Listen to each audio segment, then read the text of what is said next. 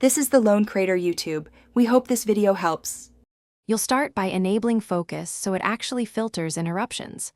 Open Settings, tap Focus, and tap the plus to create a profile.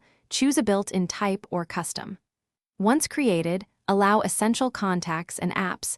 This is where you decide who can reach you. Make sure to enable or defer scheduling. Scheduling can be set now or left for automation. This first pass gets the rules in place, so focus can begin blocking distractions immediately while you refine behavior next. Now refine how focus behaves. Tap the focus you created and edit home screen and lock screen options.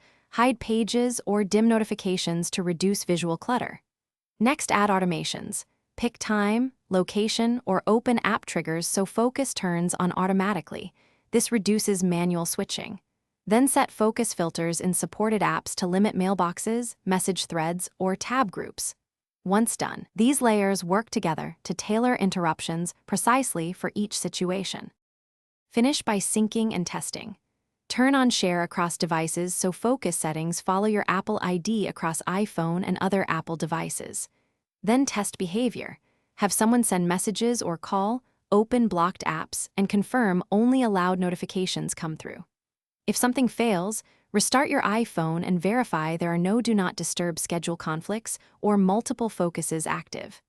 If automation fails, recreate the trigger. Make sure location and app permissions are granted for reliable activation. Thanks for watching. Consider subscribing if we helped you.